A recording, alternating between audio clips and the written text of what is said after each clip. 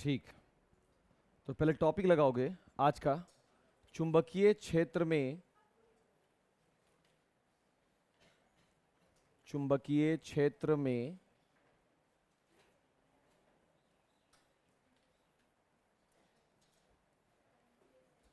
आवेश की गति।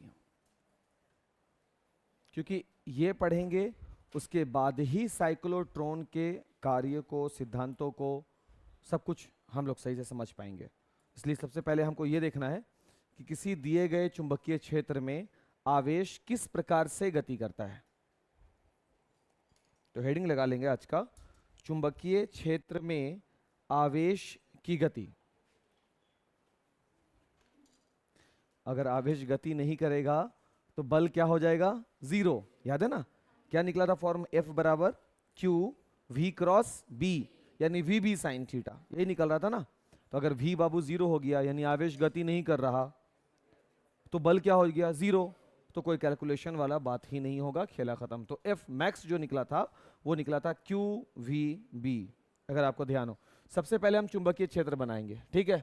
और चुंबकीय क्षेत्र कैसे बनाएंगे? तो कल हम बात किए थे कि अगर ये चुंबकीय क्षेत्र रेखा है, ये पेन, तो अगर ये बाहर की ओर है तो एक डॉट सिंबल से, और अगर अंदर की ओर है तो तीर के बारे में बताया था कि क्रॉस जैसा लगेगा अंदर की ओर जाता हुआ।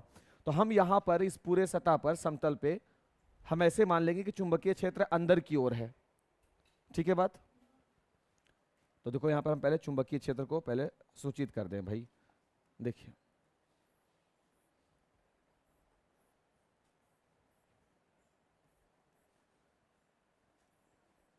फैन ऑफ नहीं किए थे बाबू रूम का, कर दो ऐसा बाबू, नाम लेके बोले, वो कर दिए।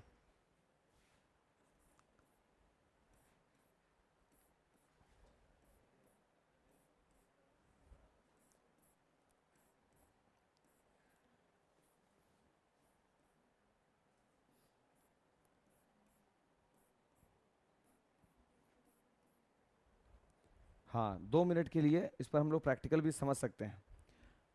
कुछ को लग रहा हो कि हम डायरेक्ट साइक्लोट्रॉन पढ़ेंगे, क्या जरूरत है ये सब काम करने का? क्योंकि एग्जाम में ये नहीं पूछेगा चुंबकीय क्षेत्र में आवेश का गति का बताओ, फोटो बना के दिखलाओ, नहीं पूछ रहा। तो 2 मिनट के लिए अपनी आंखें बंद कर लो और 10 मिनट के बाद एंट्री लो। 2 मिनट के लिए आंख बंद करके बाहर निकल लो यहाँ से। उसके बाद जब आना तो तुमको सवाल जब पूछेंगे ना कि कोई चीज़ गोल गोल कैसे घूम रहा है आवेश, तो तुम्हारा दिमाग गोल गोल घूमेगा, क्योंकि तुमको पता ही नहीं चलेगा कि उसके ये जो गोल गति जो निकल कर आ रहा है वो कहाँ से पॉसिबल हो पाया है। इसलिए हम सबसे पहले एक छोटा सा डेमो ले रहे हैं। किसका? ये चुंबकीय क्षेत्र है और ये किस दिशा में है? अंदर की ओर। ये निशान अगर बना हुआ है बाबू, इसको हम क्या समझ लेंगे? चुंबकीय क्षेत्र किधर है? अंदर की ओर है।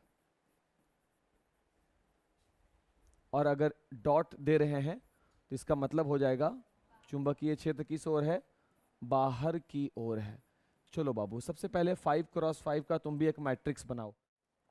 सुनो बाबू ध्यान से, चुंबकीय क्षेत्र तो बन गया, अब इसमें आवेश की गति। तो सवाल है आवेश गति कैसे करेगा चुंबकीय क्षेत्र में?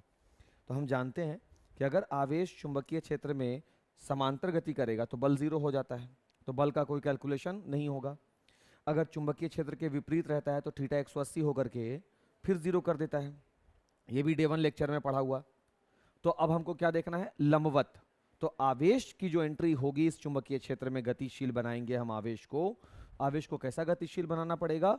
लंबवत। इसलिए हम यहां पे लिखेंगे कि चुंबकीय क्षेत्र में, ये सिर्फ समझने के लिए काम चल रहा है बाबू, है ना। चुंबकीय क्षेत्र में आवेश कैसे गति को लेकर के आएगा? लंबवत।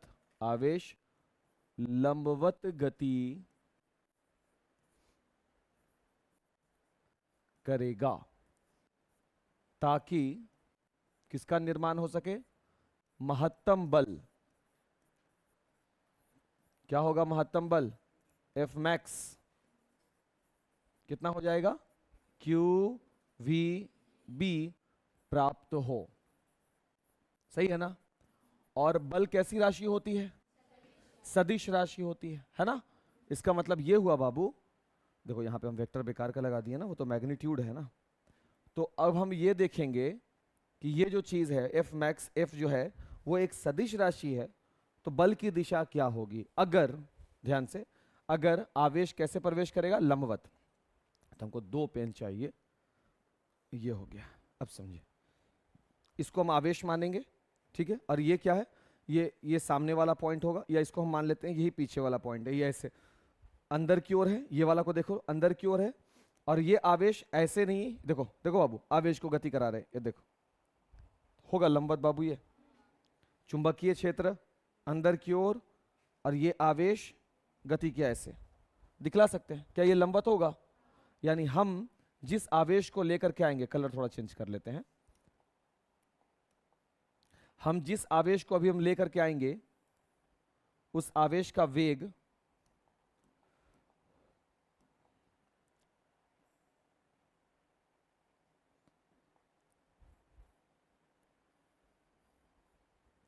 अगर ये चुंबकीय क्षेत्र अंदर की ओर और ये आवेश ऊपर से आया इस दिशा से ऐसे, लंबवत गिर गया ना, यानी अब बल का निर्माण होगा कि नहीं होगा?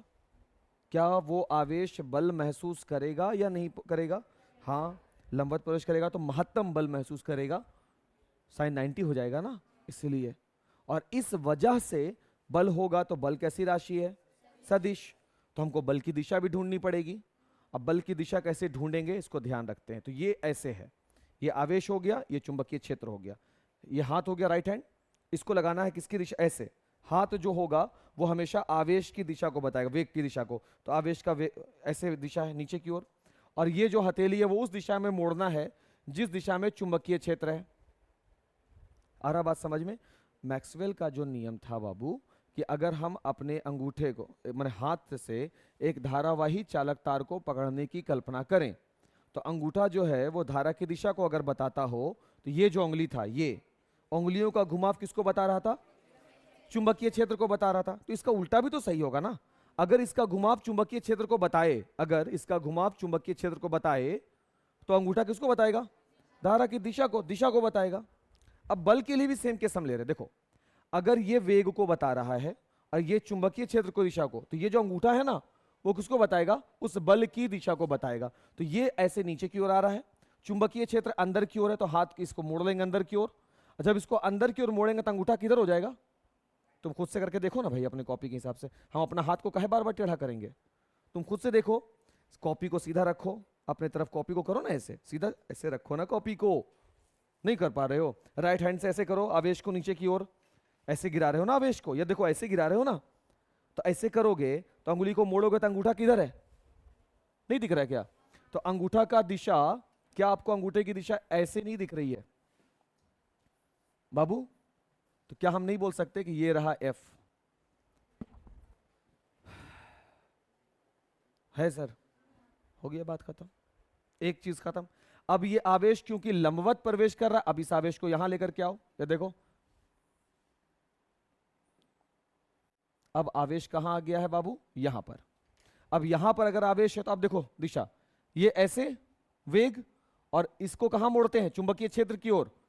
तो आवेश ऐसे है, चुंबकीय क्षेत्र ऐसे है, तो क्या इनके बीच में अभी भी 90 डिग्री है कि नहीं है? आवेश की ऐसे, चुंबकीय क्षेत्र ऐसे, तो क्या इनके बीच में 90 है? हाँ है। तो ये रहा बाबू आवेश, ये रहा अंदर की ओर, ये रहा चुंबकीय क्षेत्र। तो बल कहां है? ऊपर की ओर है। ओके, बल जो है सर वो ऊपर की ओर दिख रहा है, कोई बात नहीं, ये है बल। सॉरी, ये क्या कर दिए भाई हम? सही है सर, कोई दिक्कत? चलो, अब इस तरफ से हो गया है, इधर हो गया, अब यहां लेकर के आते हैं, इधर आवेश भाई साहब अब यहां पे है,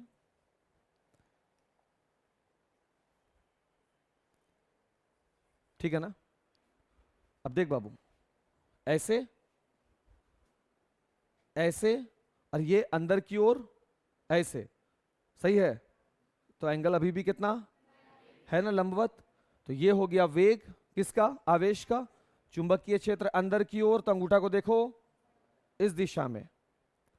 अपना भी उंगली टेढ़ा कर लो यार, कितना बार हम ही टेढ़ा कर करके बताते रहेंगे, थोड़ा सा अपना वाला भी यूज करो। तो ये हो गया एफ, अंदर की ओर, मुश्किल नहीं सर। और लास्ट वन जो है कहाँ गया? अभी मेरा ये यहाँ, सॉरी यहाँ है, यहाँ आया, यहाँ आया, अगला वाला इधर होगा ना बाबू, ऐसे होगा ना। ये कौन? आवेश Q। ठीक, क्लियर? अंदर की ओर, अंगूठा नीचे की ओर, अंगूठा नीचे की ओर, ये इस दिशा में, सही है क्या? क्या इसको बीच से होकर जाना? नहीं भाई, मेरे कंडीशन में ऐसे चला गया है, कुछ जरूरी नहीं है कि इसको बीच से होकर जाना है, बस वो बल की दिशा बताना चाहिए, बल नीचे की ओर। 4 पोजीशन होने गया, परपेंडिकुलर रख दिया ना चारों पोजीशन में। कॉमन बात क्या निकला? कॉमन बात क्या निकला इन चारों पोजीशन से? जब हम किसी चुंबकीय क्षेत्र में आवेश को लंबवत गुजारते हैं तो हम क्या ऑब्जर्व करते हैं? कि बल की दिशा हमेशा केंद्र की ओर होती है। क्या हमको यह दिखा? देखो यार, ये वाला बल भी इसकी ओर इशारा करता है, ये भी और ये भी नहीं कर रहा, तो बल की दिशा केंद्र की ओर हो जाती है। और जब जब बाबू बल केंद्र की ओर लग रहा होता है तो पिंड जो है वो गोल गोल गोल गोल घूमना शुरू कर देती है, अभिकेंद्र बल के कारण। सही है? अगर ग्रेविटी नहीं होती तो सूरज की अगर ग्रेविटी नहीं होती और पृथ्वी के पास अपना वेग नहीं होता, समझना है खाली बात को, सूरज के पास ग्रेविटी नहीं होती और पृथ्वी के पास अपना वेग नहीं होता तो कभी भी परिक्रमा का कॉन्सेप्ट नहीं आता, गोल गोल घूमने का कभी कॉन्सेप्ट नहीं आता। फिर से एक बार, अगर इस आवेश के पास अपना वेग नहीं होता तो क्या कभी चुंबकीय क्षेत्र उस पर आरोपित भी हो रहा होता? क्या वो कोई बल महसूस कर भी रही होती? सेवा समाप्त था। वेग होना पहले शर्त है, वेग होगा तो बल की उत्पत्ति होगी, और जब बल की उत्पत्ति होगी तो बल की दिशा भी होगी, क्योंकि बल एक सदिश राशि है और दिशा केंद्र की ओर है, और जब जब दिशा केंद्र की ओर है यानी अभिकेंद्र बल का कॉन्सेप्ट आएगा। और अभिकेंद्र बल क्या करता है? पिंड को वृत्ताकार पथ पे गतिशील करता है। इसका मतलब ये हुआ बाबू कि यहां पर ये जो मेरा आवेश है ये कैसे पथ पे घूमना शुरू कर देगा? वृत्ताकार पथ पर घूमना शुरू कर देगा। एक मिनट बाबू, जरा सा इसका कलर चेंज कर दिया जाए। तो जो पिंड होगा वो कैसे पथ पे घूमना शुरू कर रहा है? वृत्ताकार पथ पे गति करना शुरू कर दिया। सही है? अब वृत्ताकार पथ पर अगर है तो फिर हमको इसका अभिकेंद्र बल चाहिए। वो बल जो इसको क्या कर रहा है? वो रोटेशन पावर दे रहा है ताकि ये गोल गोल घूम सके। यहां तक बात सही है? अगर हम तुमसे ये सवाल पूछ दें कि अगर कोई आवेश किसी चुंबकीय क्षेत्र में लंबवत प्रवेश करता है तो उसका वेग को हटाओ, उस पर लगने वाला बल उसका गणना करो, तो बल तुम बोलोगे सर वो F मैक्स होगा QVB के बराबर। वो बल किस बल के बराबर होगा? सर वो अभिकेंद्र बल के बराबर होगा। अभिकेंद्र बल और कुछ नहीं होता, एक खाली कुर्सी के बराबर है, कोई भी उसका जगह ले सकता है। सूरज और पृथ्वी के बीच में अभिकेंद्र बल गुरुत्वाकर्षण बल ही है। F बराबर G m1 m2 upon r square is equal to mv square बटा r। अभिकेंद्र बल का फॉर्मूला क्या है? सॉरी, अभिकेंद्र बल का फॉर्मूला क्या है बाबू? mv square upon r। ये बिल्कुल बराबर होगा यहाँ के QVB के, यानी ये जो मैक्सिमम बल है जो इसको केंद्र की ओर घुमा रहा है, मोड़ रहा है, क्या वही बल अभिकेंद्र बल नहीं है? क्योंकि उसी बल के कारण ये पिंड किस पथ पर घूमने लगा है? वृत्ताकार पथ पर घूमने लगा है। तो आज अभिकेंद्र बल के कुर्सी पर कौन बैठ गया है जाकर के? QVB यानी F मैक्स, पहला दिन वाला लेक्चर वाला कह सकते हैं। तो अभी हम लोग इसके लिए उसी अभिकेंद्र बल का गणना करेंगे, कैलकुलेट करेंगे। अच्छा, इसको ऐसे भी समझ सकते हैं बाबू, संवेग दो तरह के होते हैं, एक रेखीय संवेग होता है और एक कोणीय संवेग होता है। जब कोई कण वृत्ताकार पथ पे गतिशील होता है तो कोणीय संवेग की उत्पत्ति होती है। और mvr कोणीय संवेग का फॉर्म, रेखीय संवेग का होता है m गुने v, मात्रा गुने वेग, और कोणीय संवेग का हो जाता है मात्रा गुने वेग गुने उसकी त्रिज्या, तो mvr तीनों हो जाता है। तो वो कोणीय संवेग भी उस पिंड को गोल गोल घुमाती है। लेकिन बाबू हम लोग जो पढ़ रहे हैं ना हम लोग अभी अभिकेंद्र बल की चर्चा कर रहे हैं। तो ये बल जो इसको घुमा रहा है, तो इस पे मौजूद ये जो आवेश होगा, जो इसको गोल गोल घूम रहा है जो आवेश, उसके अंदर भी एक संवेग आया होगा। अब वो संवेग क्या कहलाता है? कोणीय संवेग। अभी हम लोग अभी 2 या 3 दिन पहले का बात है, 11th क्लास वाले को हम लोग यही टॉपिक पढ़ा रहे थे, इलेक्ट्रॉन के लिए, आप लोगों को भी पढ़ाया था, लेकिन टाइम हो गया। कोणीय संवेग, रेखीय संवेग नहीं ध्यान है, इलेक्ट्रॉन की ऊर्जा वो भी नहीं ध्यान है, इलेक्ट्रॉन का वेग वो भी नहीं ध्यान है, इलेक्ट्रॉन की त्रिज्या, इतना कुछ पढ़ा है। और ये गोल गोल घूमना शुरू करेगा। अगर ये गोल घूम रहा है ये, तो अपनी स्थिति को बना के रखेगा, यानी पृथ्वी जहां पर आज से पहले थी, आज भी है, और आने वाले समय में अगर वही वेग वो मेंटेन रखती है, तो वो उसी रूप में चक्कर काटती रहेगी। यानी ये कौन से बल के वजह से घूम रही है? QVB। यही QVB क्या कहला रहा है? अभिकेंद्र बल। वृत्ताकार पथ पर अगर कोई पिंड गतिशील है, तो उसके अंदर कौन सा बल होगा? अभिकेंद्र बल। ध्यान रहेगा बात इतना सा। फोटो बनाया जाए, इसको ठीक करो, फोटो बनाइए, और उसके बाद अभी हम इसके बल की गणना करेंगे।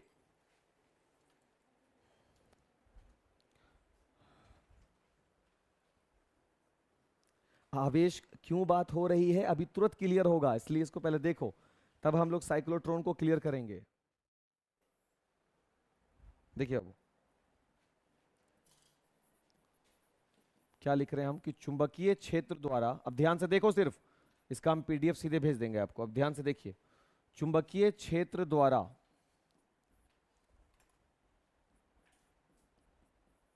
लगाया गया बल, किस पर लगा रहा है बल? आवेश पे। और किस पे लगेगा? चुंबकीय क्षेत्र लगाया गया बल, ये किसके बराबर होगा बाबू? बिल्कुल बिल्कुल, अभिकेंद्र बल के बराबर होगा। क्यों बराबर होने लगा अभिकेंद्र बल के? क्योंकि आवेश कैसा गति करने लगा है? वृत्ताकार। खाको नहीं समझ में आया ना तुम लोगों को?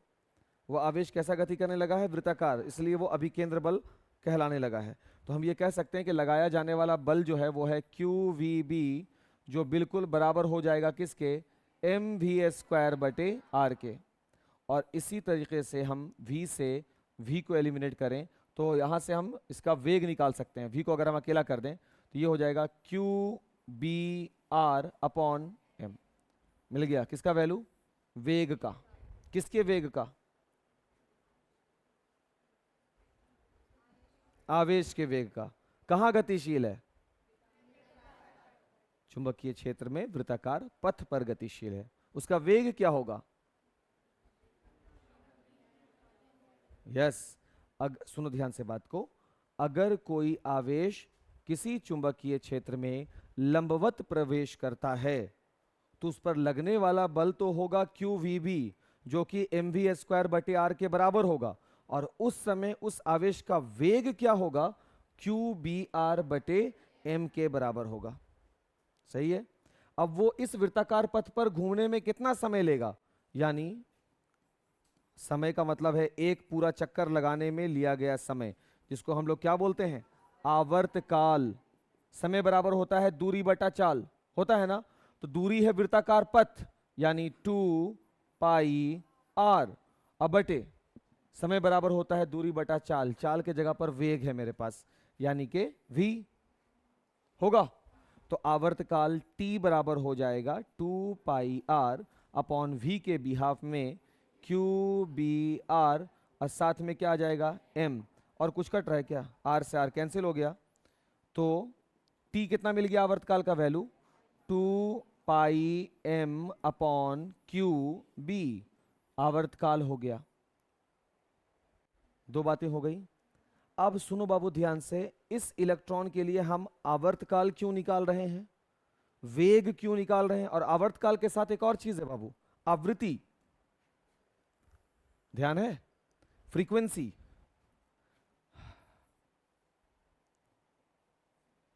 फ्रीक्वेंसी, फ्रीक्वेंसी यानी कि आवृत्ति, वो होता है 1 बटा आवर्तकाल, यानी 1 अपॉन कैपिटल T। आवर्तकाल का उल्टा 1 बटे 2πm अपॉन QB, तीसरा वाला वैल्यू सबसे ऊपर। तो आवृत्ति जिसको न्यू से सूचित करते हैं, इसी को हम लोग 1/t बोलते हैं। इसका वैल्यू क्या बन गया, qb/2πm। देखो बाबू सुनो बात को, तीन बातें निकल गई, वेग निकल गया, आवर्तकाल निकल गया और आवृत्ति निकल गया। किसका, आवेश का। कौन सा आवेश, जो चुंबकीय क्षेत्र में लंबवत प्रवेश कर रहा है।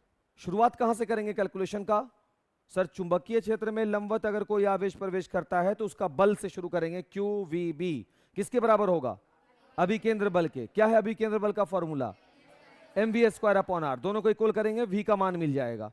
v का मान मिलेगा तो हम आवर्तकाल निकाल सकते हैं, यानी समय, समय बराबर दूरी बटा चाल। दूरी कितना 2πr, चाल कितना, जो वेग है v लगा देंगे, रेशियो लगा देंगे, t का मान निकल जाएगा। फिर क्या निकालेंगे, आवृत्ति, फ्रीक्वेंसी। आवृत्ति किसे कहते हैं, एकांक समय में कंपनों की संख्या। कंपन का मतलब, अगर यहां से यहां तक वो एकांक समय में आप देखना चाहते हो, ये एकांक समय में एक दोलन और ये दो दोलन पूरा करता है, 2 बार कंपन कर लेता है, यही है कंपन की संख्या। तो बाबू कोई आवेश है ना, तो वो आवेश में सिर्फ ऐसे ऐसे वाली गति नहीं होती, बल्कि साथ में ऐसे गति भी होता है, तरंग गति भी होता है। डी ब्रोगली का कॉन्सेप्ट है ये, हम लोग मॉडर्न फिजिक्स में पढ़ेंगे।